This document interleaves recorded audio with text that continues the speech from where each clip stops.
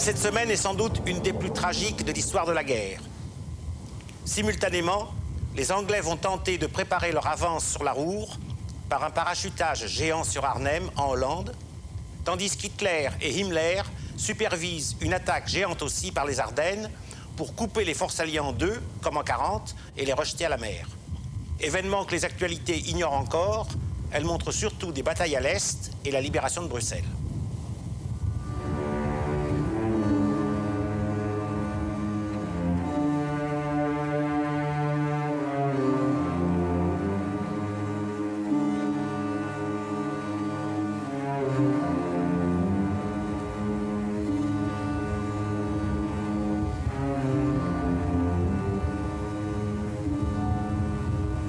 Pour présenter les actualités allemandes puis britanniques, nous sommes avec Francis Ballas, un historien belge, président du comité de recherche sur l'histoire de la Deuxième Guerre mondiale à Bruxelles, qui va nous dire l'importance de la libération de sa capitale en 1944. Eh bien, sentimentalement, c'est très important, pays libéré. Mais d'un autre côté, on peut considérer que ce qui compte militairement, c'est le lendemain de la libération de Bruxelles, la libération d'Anvers, qui va donner aux Alliés ce qu'ils attendaient, c'est-à-dire un poumon logistique, ce qu'ils appelleront un port pour la victoire. Et cette libération du port d'Anvers, plus que de la ville d'Anvers même, intacte, est due à un coup de chance extraordinaire, à une coopération absolument ponctuelle et parfaite entre la résistance locale et les troupes alliées. Eh bien, on va voir l'actualité allemande, qui parle pas mal de la Belgique, et ensuite la libération de Bruxelles dans les actualités britanniques.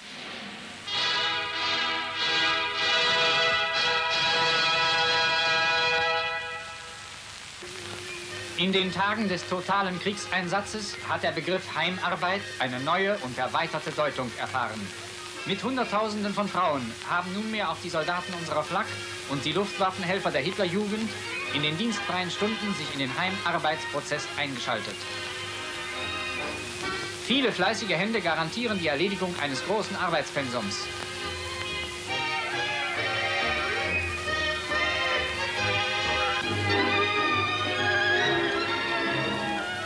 Hier werden Zündkerzen zusammengesetzt.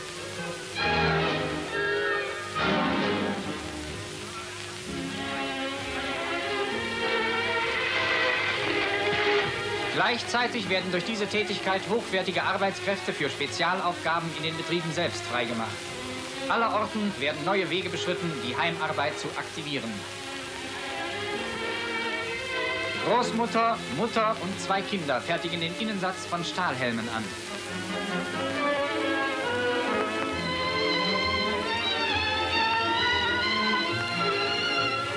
In einem Flugwachkommando nehmen Luftnachrichtenhelferinnen in ihrer Freizeit Demontagen an Beutegeräten vor.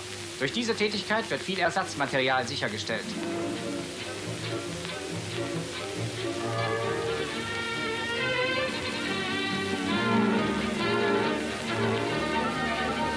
Unter Führung der NS-Frauenschaft sind in Gemeinschaftsarbeit Frauen zu freiwilliger ehrenamtlicher Arbeit zusammengekommen. Unter ihren Händen entstehen Mützen und Uniformstücke.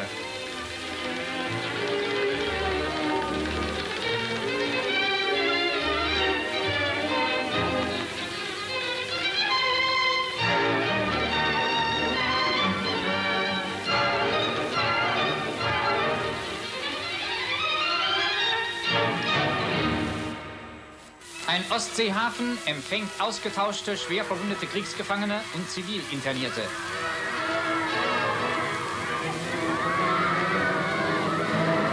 Ein Heer von winkenden Taschentüchern und jubelnd geschwenkten Blumensträußen heißen die Heimkehrer willkommen. Von den Schiffen antworten Sprechchöre.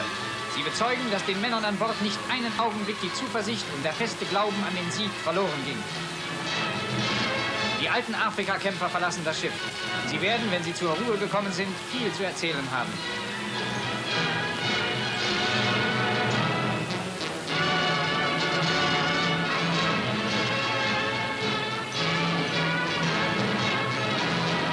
Neben den dankbar gereichten Blumen erhalten die Heimkehrer den ersten Wehrsold und ihre Lebensmittelmarken.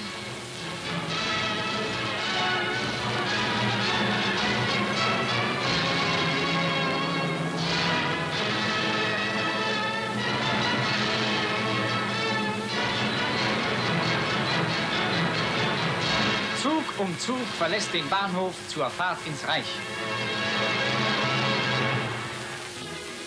Judo, der unter dem Namen Jiu-Jitsu bekannte japanische Kampfsport, besitzt alle Voraussetzungen, einmal Volkssport zu werden. Die Judo-Gruppe des Jiu-Jitsu-Clubs Dresden gibt Soldaten einen Einblick in ihre Arbeit. Einige Sprünge über 4 bis 8 Lanzer demonstrieren die Fallgeschicklichkeit der Judokämpfer.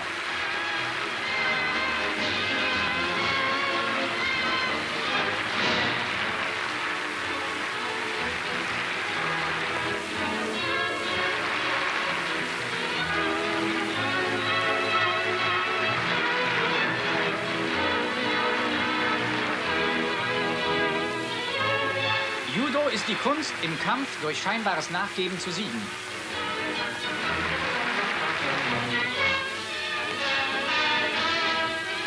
Ein paar Soldaten wollen sich von der Wirkung der Judo-Methoden selbst überzeugen. Sie werden schnell überzeugt.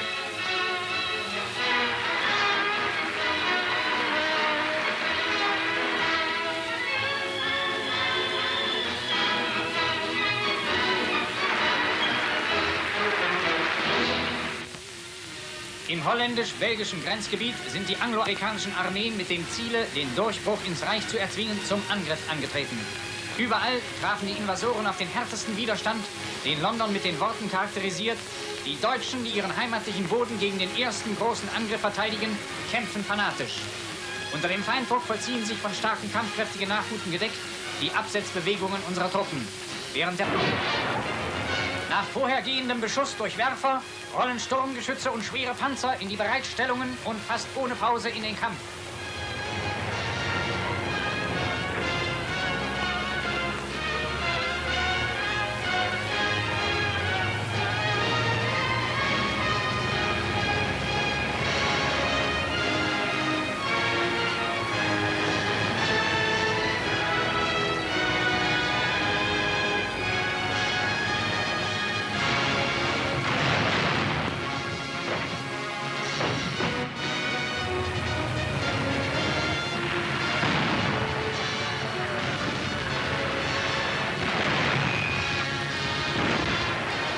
Flakkanoniere mit ihren Kanonen sind nach wie vor gefürchtete Abwehrmittel gegen Feindpanzer.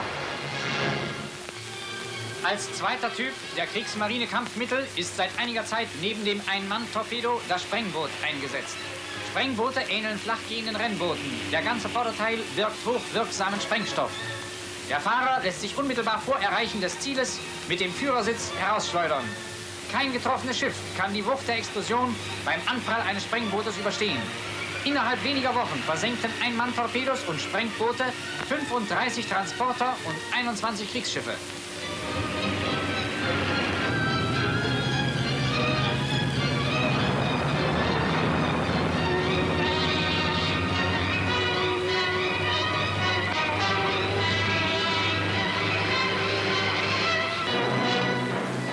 Kapitän zur See Böhme, Einsatzleiter der Kampfmittel der Kriegsmarine, erhält das Ritterkreuz.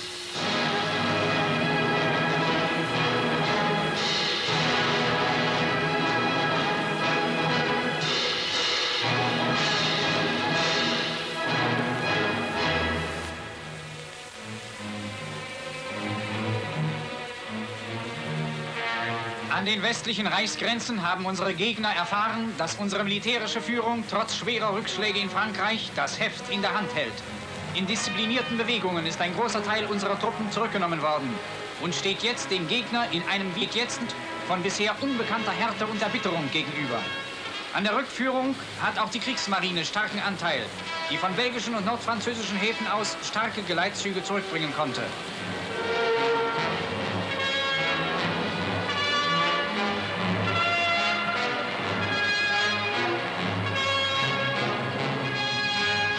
Soldaten, Kraftfahrzeuge, Verwundete und große Mengen an Kriegsmaterial werden in den Bestimmungshäfen ausgeladen.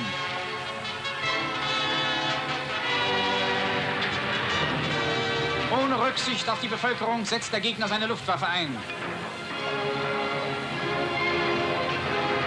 Ein aus Pontons errichteter Flussübergang wird unmittelbar vor einem Fliegerangriff vernebelt.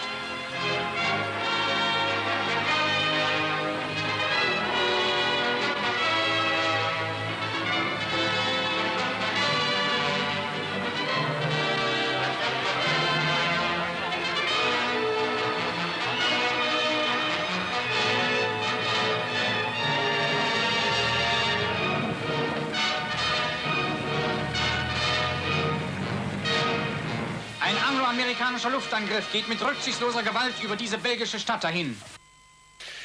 Nous venons de voir évidemment des images de propagande qui montrent une armée allemande dans une retraite parfaitement ordonnée. En réalité, une fois que les Alliés ont passé la Seine d'abord, ont réussi à empêcher les Allemands de faire un front de défense sur la Somme, ceux-ci vont essayer pratiquement sur la ligne de défense des Alliés de mai 40, grosso modo entre Anvers et Sedan, de faire une position intermédiaire en attendant le repli jusqu'au Reich. Ils ne vont pas y réussir tout simplement parce que les Alliés vont découvrir un trou de 60 km à peu près dans leur dispositif dans la région d'Amiens et de Douai, ce qui leur permettra de s'y engouffrer et de pousser sur Bruxelles d'abord, sur Anvers ensuite. Et surtout, il y aura une bataille qui est trop peu connue, qui est la bataille dite de Mons et qu'on devrait plutôt appeler la bataille du Borinage. De quoi s'agit-il? C'est qu'un ensemble de grandes unités allemandes revenant de France en désordre, la 58e armée, la 74e, le 2e corps Panzer SS, vont être dépassés par les Américains qui vont mettre des roadblocks sur toutes les routes qui mènent à Mons, et vous allez avoir cette masse énorme de véhicules et d'hommes qui, pendant 5 jours, du 2 au 5 septembre, vont tournoyer dans un quadrilatère dont ils ne peuvent pas sortir, par choc contre par choc, soumis à des bombardements par Hawker Typhoon ou au raid de l'aviation américaine, et ce sera évidemment un Kessel dont ils ne sortiront pas. Le bilan est simple, 27 000 prisonniers.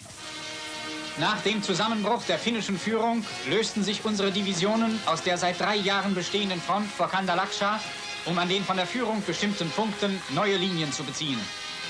An der hervorragenden Disziplin der Truppe und den weitblickenden Maßnahmen der Führung scheiterte der Plan der Bolschewisten, durch eine weit ausholende Umfassung von Norden die Masse unserer Truppen in diesem Abschnitt einzuschließen.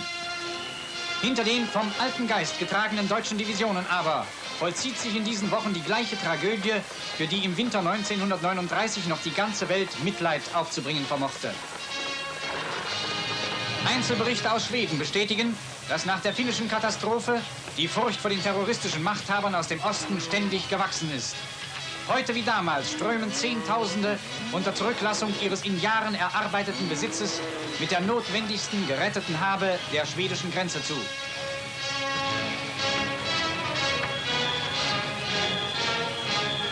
Ein Volk, das durch 5 Jahre einen tapferen Kampf führte, steht heute vor dem Zusammenbruch seiner Existenz. Ein Zusammenbruch, den einem ungebrochenen, tapferen Volk eine Führung von charakterlosen Schwächlingen bereitete. En fait, Francis Balázs, si les Finlandais ont accepté de signer l'armistice, c'est que les conditions promises par les Soviétiques sont très bénignes. En fait, les Finnois ne perdent que la petite péninsule de Petsamo, c'est-à-dire un tout petit territoire de 30 ou 40 km, rien de plus. Sans doute, c'est dû à la pression des Américains qui ont une sympathie particulière pour les Finnois, et Staline a cédé à des conditions vraiment avantageuses. Mais les Russes, pas plus que Staline, ne digèrent cette idée de ne plus mettre la main sur la Finlande. C'est un vieux rêve depuis 1917, de récupérer la Finlande. Et ça ne va pas tarder, puisqu'en 1948, on sait qu'il y a eu un coup de Prague des communistes pour prendre le pouvoir à Prague, c'est Godwald, etc.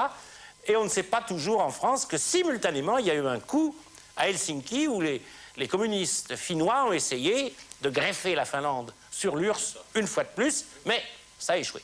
Alors le sujet qu'on va voir maintenant est assez dramatique parce que les prisonniers italiens qu'on va voir, faits par les Allemands, sont des hommes qui vont mourir, ça se voit tout de suite.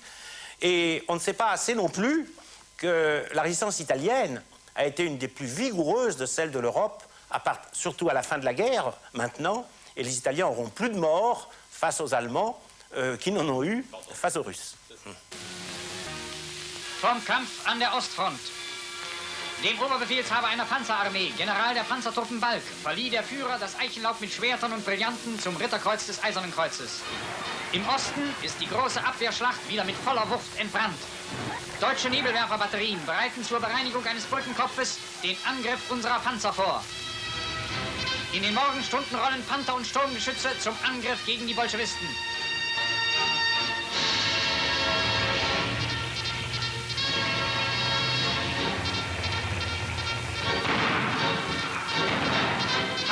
Panzer zerschlagen indessen Entsatzversuche des Feindes.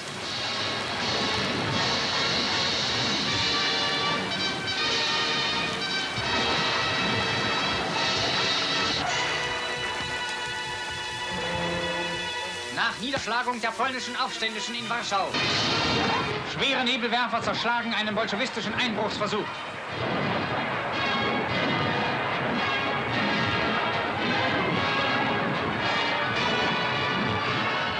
An allen Abschnitten der Ostfront haben die vergangenen Wochen einen erneuten Massenansturm der Bolschewisten gebracht, der an dem entschlossenen Widerstand der deutschen Grenadiere immer wieder scheitert. Der starke Einsatz von sowjetischen Schlachtfliegern hat das Bild nicht ändern können.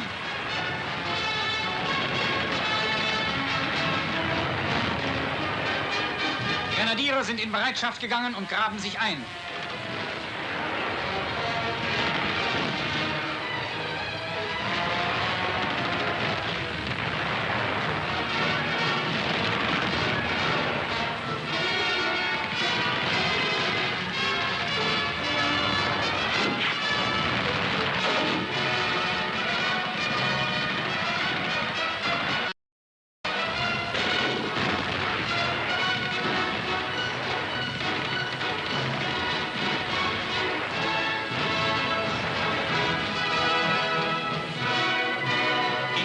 Verloren die Bolschewisten allein in den ersten 7 Tagen des Kampfes den Bestand von 4 Panzerkorps.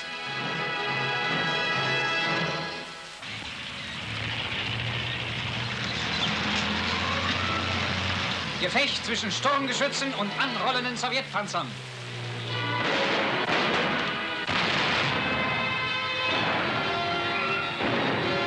Fallschirmjäger mit Nahbekämpfungsmitteln auf Sturmgeschützen in Bereitschaft.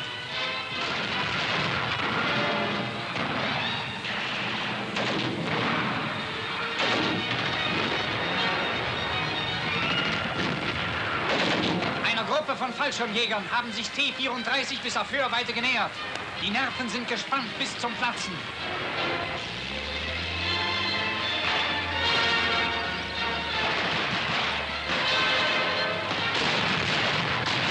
Vor ihren Augen zerreißen Treffer den Sowjetkampfwagen.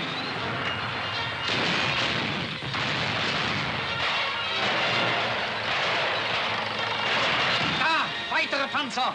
Unsere Männer fürchten auch diese nicht.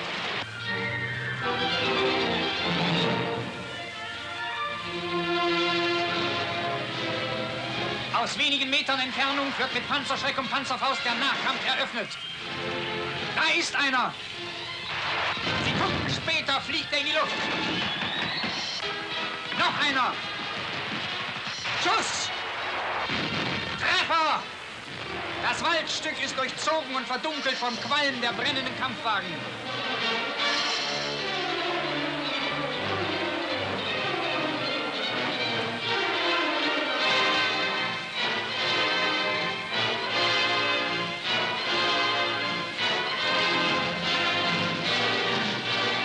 Im Osten und Westen bestätigt sich, was kürzlich ein englischer Publizist feststellte. Wir müssen wissen, dass wir nicht gegen das Deutschland von 1918, sondern gegen eine zu allem entschlossene Nation kämpfen.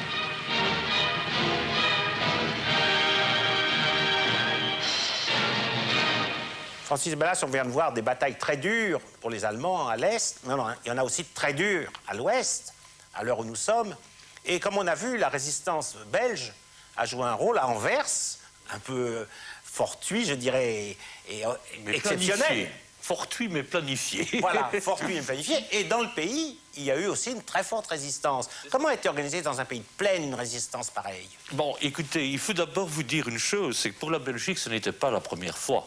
Des anciens alliés de 14-18, nous étions seuls à avoir eu presque l'entièreté de son territoire national occupé. Ce qui fait que la Belgique avait développé en 14-18 deux formes de résistance, le renseignement, avec des grands réseaux, et d'autre part la presse clandestine. Ce qui fait que dès l'occupation, en juin-juillet 1940, on reprend les vieilles recettes. Il y a des réseaux de 14-18 qui se réactivent, comme la Dame Blanche qui devient Clarence. La presse clandestine, la Libre Belgique clandestine ressort, etc. On reprend les vieilles recettes. Et alors, vous avez les ferments habituels de la résistance, c'est-à-dire les gens qui rejettent l'occupant parce qu'il est national-socialiste, c'est une résistance de gauche, à base syndicale, à base socialiste, à base communiste à partir d'un certain moment. Vous avez des composantes chrétiennes ou démocrates chrétiennes, et vous avez aussi les gens qui rejettent l'ennemi parce qu'il est là. Et pour eux, que ce soit la croix gammée ou le casque à pointe, ça n'a aucune importance. C'est la réaction à ce que j'appellerais le bris de clôture. Et alors, le monarque là-dedans? Ah, le monarque, lui, est prisonnier de guerre. Le monarque est prisonnier de guerre et, comme tel, ne pose aucun acte politique dans un sens ou dans l'autre. Ce qui donne à la résistance une chance extraordinaire. La résistance de droite s'abrite derrière le monarque. C'est pour le roi et la patrie.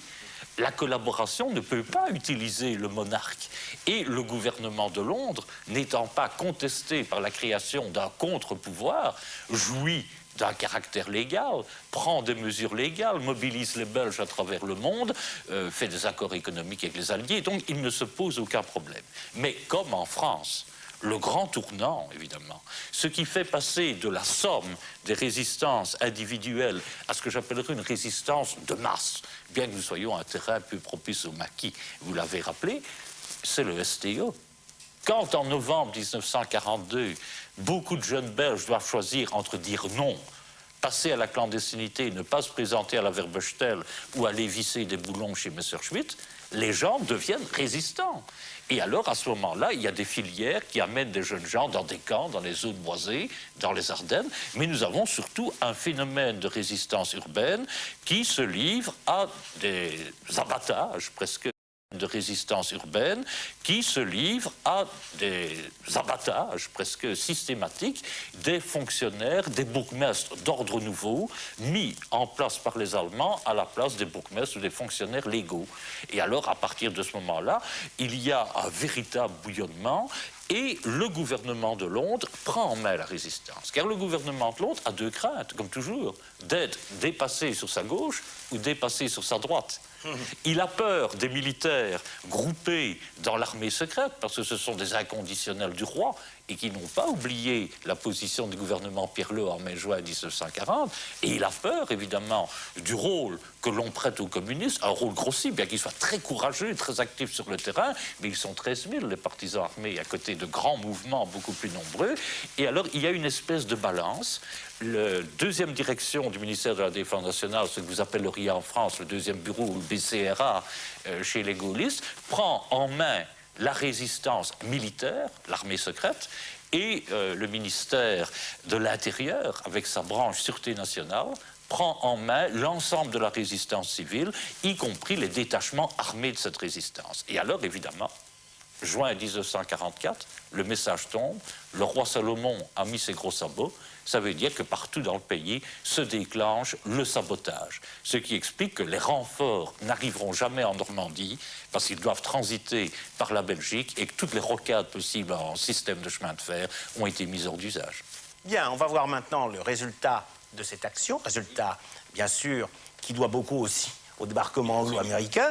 Et on va voir les Anglais et les Américains libérer Bruxelles. Here is the world's news in pictures, and this is Pathé Gazette screening it.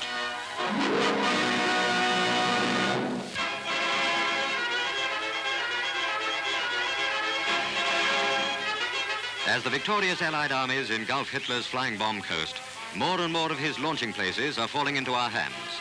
These rail tracks are part of a site captured near Rouen. On a map of England are marked the big towns which the Nazis hope to destroy with their V1. In blockhouses, equipment and personnel sought to escape the RAF. But there are plenty of signs of the havoc our bombers caused. The two spheres are compressed air bottles which supply life to the beast.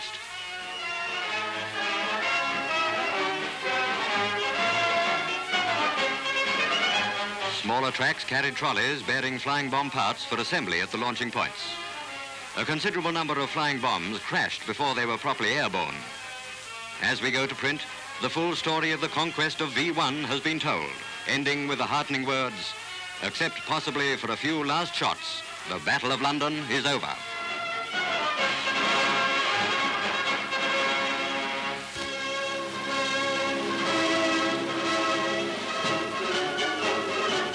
On the 5th anniversary of the declaration of war, the British Army crossed into Belgium. Here is an eyewitness report broadcast by BBC war correspondent Chester Wilmot. Belgian women and children went down into cellars and cupboards to produce the massive flags, streamers, rosettes, banners, placards and dresses that they've been getting ready for months for this very day. As the news of our coming spread like wildfire from village to village along the main road from Tournai to Brussels, Belgian men grabbed their hidden arms and went hunting for the Germans. For the second time in this conflict, the roads of Belgium feel the angry touch of war. And Germans again experience the twist of fortune. Overlords yesterday, captives today, feeling the lash of scorn. Some shed tears at their miserable lot. The tears won't help them. The body of a civilian murdered by the Nazis, but mostly our troops met nothing but jubilant Belgians. And so it went on until we came to Brussels itself, and there our welcome was wildest of all. There'd been Germans in the streets only an hour before, and not a flag had been in sight. Welcome to our liberators. Welcome to our allies. Through Brussels to Berlin, they said. Through Belgium to victory. Their main trouble was not dealing with the Germans, but getting through the crowds who thronged the roadsides every mile from the frontier to Brussels. Cheering, laughing, shouting people with wild delight in their voices and tears of joy in their eyes. Captured Germans might have been roughly handled, but for the protection of their guards, including, ironically enough, men of the White Army, the underground movement of Belgium.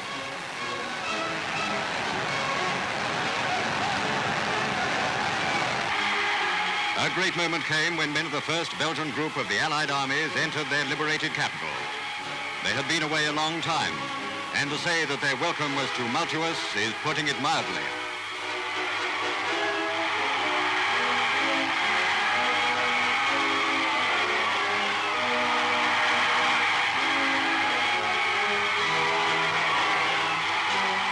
The burning building is the Palace of Justice, set on fire by the fleeing Germans to destroy important papers which might be used against them later on. But citizens of Brussels form a human chain to rescue as many documents and books as they can from the building.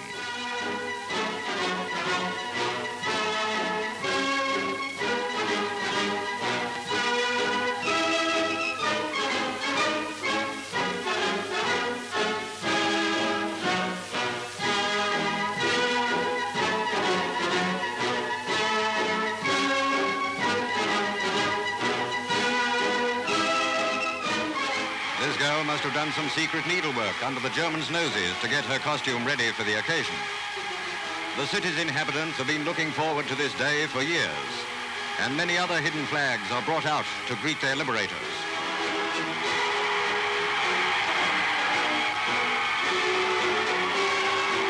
The Burgomaster of Brussels, who was until recently held as a prisoner by the Germans, warmly receives the British and Belgian soldiers at the Hotel de Ville. One of the first places they visit is the tomb of Belgium's unknown warrior, where the never-quenched flame bears witness to those who have died fighting the Hun. Citizens show their feelings by destroying all the tokens of Nazi occupation they can lay their hands on.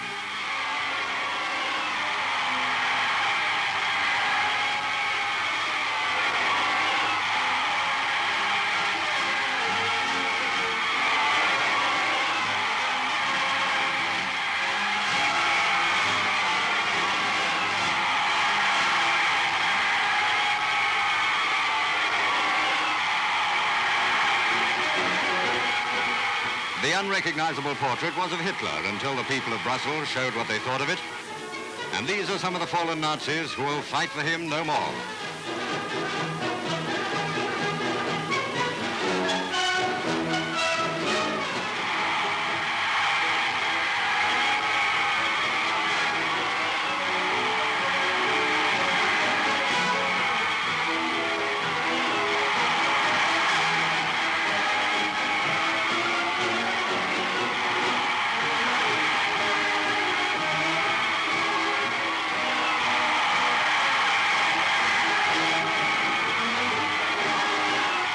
Among the cheering crowds, almost crazy with joy, came Pathé cameraman Kenneth Gordon, fresh from witnessing similar scenes in Paris, to get these pictures for you. And so Brussels is added to the ever-lengthening chain of liberated capital. Francis Ballas, est-ce que la population de Bruxelles a participé à cette libération? De façon... Oui, c'est-à-dire il y a eu des combats de résistance à Bruxelles, mais comme j'avais déjà eu l'occasion de le dire, là où c'est essentiel, c'est Anvers. Pourquoi? Parce qu'un homme seul, le lieutenant Weekmans, va aller attendre les colonnes britanniques, va leur dire ne passez pas par là, tout est miné. Les colonnes vont faire confiance à cet homme qu'elles ne connaissent pas, qui n'est pas mandaté pour une organisation de résistance, et on va sauver le port, les docks, aller jusqu'au Kreuzkans, qui est le grand complexe, etc. Mais évidemment, le port ne sera opérationnel que le 26 novembre, parce qu'il va falloir réduire par des opérations de commando, d'une part la poche des Flandres, et d'autre part l'île de Walcheren et de Flessingue, qui bouchent l'estuaire de l'Escaut. Et à Bruxelles? À Bruxelles, il y a quelques combats dans la nuit du 3 au 4, quelques petits combats de chars, et alors des civils qui, pleins d'ardeur, s'attaquent aux dernières casernes allemandes et se font faucher. Mais Bruxelles, c'est cela. C'est l'explosion de joie et évidemment la volonté psychologique des Britanniques d'y associer la brigade libre belge, c'est-à-dire le groupement du colonel Piron, le futur général, qui suit le 4 et pénètre dans la foulée des Britanniques dans Bruxelles. C'est le drapeau belge sur une tourelle que l'on voit passer, c'est la brigade de libération belge. Bien, on va voir maintenant la libération de Paris. Et on constate quand même que c'est un petit peu différent parce que là, il y a une sorte d'unanimité totale, alors qu'à Paris, on sent qu'il y a des tensions avec des gens qui ont collaboré, des tireurs qui appartiennent à la milice ou à autre chose. C'est pas du tout le même climat, on va voir. Le sujet qu'on va voir, d'ailleurs, la semaine dernière, aux actualités américaines, on l'a montré, c'est presque le même. On est censé avoir une caméra cachée qui fait un petit tableau de la France sous l'occupation, mais il est évident que c'est un truc, cette caméra cachée, parce que le vélo qui cache cette caméra, soi-disant, il ne va pas pouvoir prendre tout ce qu'on va voir à la suite. Néanmoins, vous verrez, c'est pas du tout le même climat qu'à Bruxelles. Et c'est pas le même commentaire que les Américains.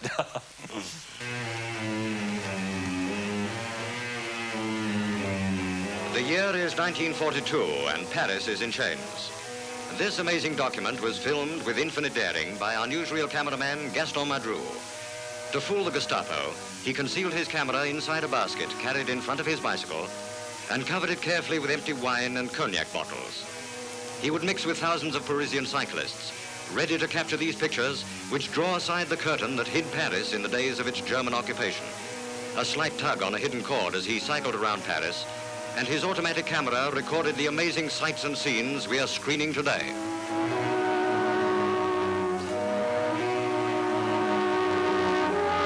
In the boulevards are offices of the Todt organization, which runs the slave labor camps in Germany, and a cinema proclaiming itself for German soldiers only. And always for the hungry Parisians, there are the bread queues. Imagine yourself at the famous Longchamp races beside Gaston Madrou with his hidden camera. When he no longer had his bicycle as cover, he invented other daring ways of getting pictures like this. Note the stiff correctness of German officers among the fashionable throng in the paddock. The notorious collaborator de Brignon, French ambassador, attends a German ceremony at the Invalides Palace in 1943. Also present among the German and French officers were the equally notorious fascist Marcel Deya and the Comte de Chambrin, Laval's son-in-law, now reported under arrest. Here are some of the wounded and repatriated prisoners of war whom the Nazis exchanged for workers pressed into German industry. A pitifully small proportion of those still held in the Reich as hostages and slaves.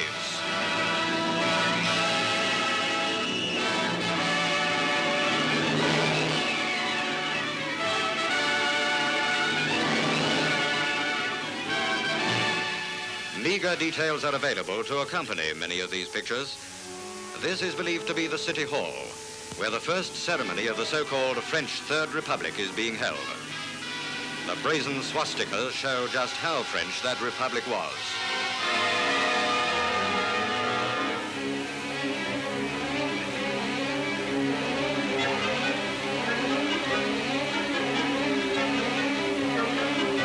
The hated Laval, returning from Germany after getting orders from his Nazi bosses, arrives at the Gare du Nord with the German minister. Many times has Laval been likened to a rat or a toad. Both are equally applicable. From a man of shame to a symbol of shame, the Germans, with true Nazi effrontery, paraded the tomb of France's unknown warrior at the Arc de Triomphe. This was in 1942, when the Germans were still feeling pretty sure of themselves. But this final indignity is too much for the ordinary Parisians, and disturbances break out.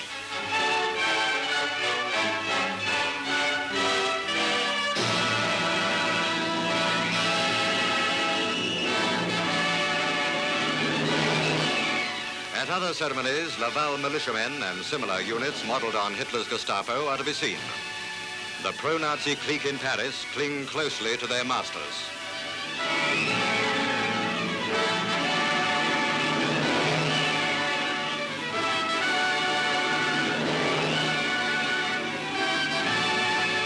Another sample of Madru daring.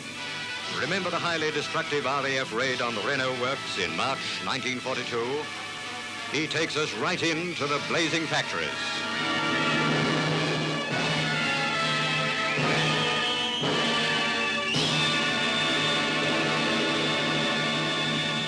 Here's Madru still recording history in his own ingenious way. But now it is the Paris of 1944, and the German troops he is trailing are on the move.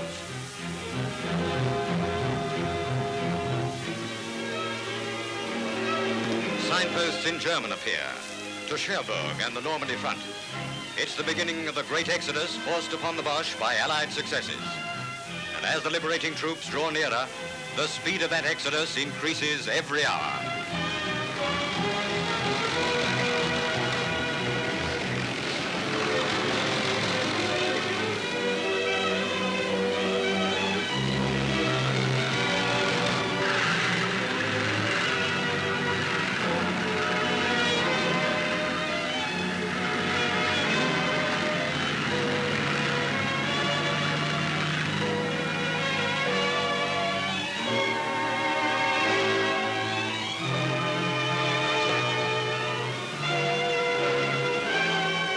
The resistance movement of Paris comes out into the open. Posters appear, signed Paris Committee of Liberation. And soon from their hiding places, long-treasured flags appear in the streets.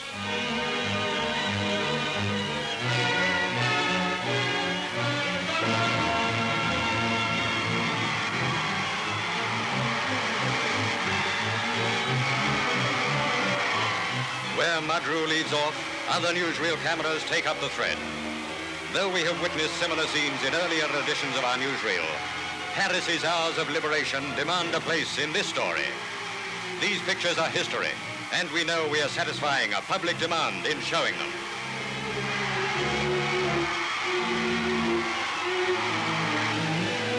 The Nazis have one more sting left, and street fighting flares up.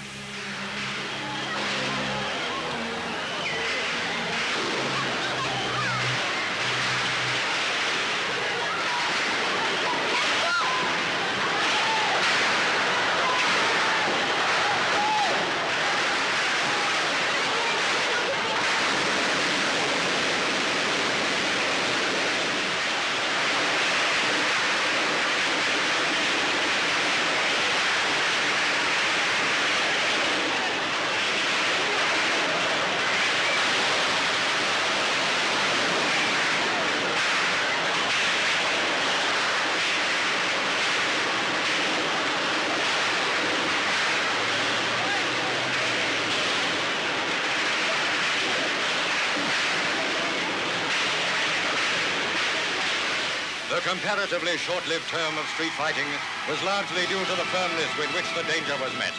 When the citizens cheered with joy and relief, they knew that the Paris of Nazi rule had gone forever.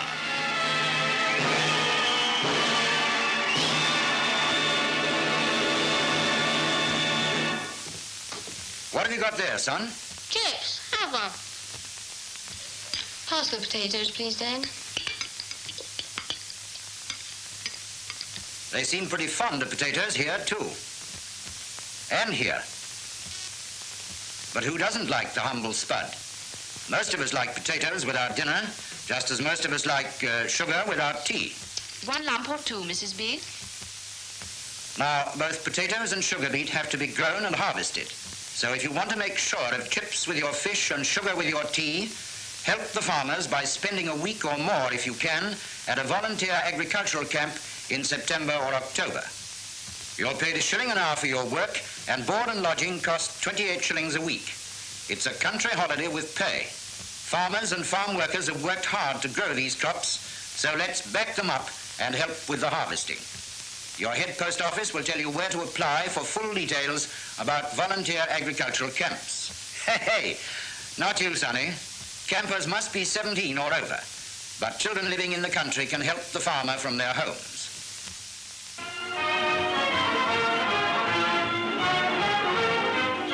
Francis Balach, tout à l'heure, on notait qu'il y avait une unanimité dans la joie à Bruxelles. J'ose pas dire une unanimité plus unanime qu'à Paris, mais enfin, c'est un peu ce que je pense. Il y avait pourtant aussi des collaborateurs en Belgique. Mais bien sûr, nous en avons eu, tous les pays en ont eu, mais il faut dire d'abord que la Belgique n'est pas la France. C'est-à-dire que là où vous avez eu la dualité du pouvoir, la légitimité, Vichy, le point d'interrogation, l'Afrique du Nord, Giraud, etc., nous avons le problème de deux communautés qui vont réagir de façon différente. Ce qui fait que, par exemple, ce que j'appellerais les collaborateurs flamands sont, passez-moi la vulgarité de l'expression, les cocus de la collaboration. Ils entrent en collaboration pour arriver à l'indépendance d'un État flamand, avec des devises au début ni francisées ni germanisées. Et puis les Allemands changent de politique et à partir de 1943 préparent l'intégration de la Flandre au Reich comme un simple Reichsgau Flandern. Autrement dit, ils ont collaboré pour rien. Ils ne pourront pas faire marche arrière. Et tout le temps, les Allemands vont essayer d'aller plus loin en poussant des mouvements concurrents au sein du nationalisme flamand. Prenons maintenant la collaboration francophone. Au début, elle a un côté travail, famille, patrie, vaguement maurassienne, etc. Et puis, vous avez la position de Léon de Grelle, qui est un tribun, qui est déjà démonétisé politiquement aux élections de 1939 et qui, lui, va faire de la surenchère. C'est lui qui, en janvier 1941, dit « à Hitler » pour faire parler de lui. Mais les Allemands, ce qui les intéresse en Belgique, c'est ce qu'ils appellent le Ruhe und Ordnung, faire tourner la machine économique. Quand De Grelle paraît, fait un meeting, il y a des contre-manifestations, la Feldgendarmerie doit intervenir. Donc il ne faut pas, comme ils le disent dans leur rapport officiel, énerver inutilement les forces de résistance latentes en Belgique.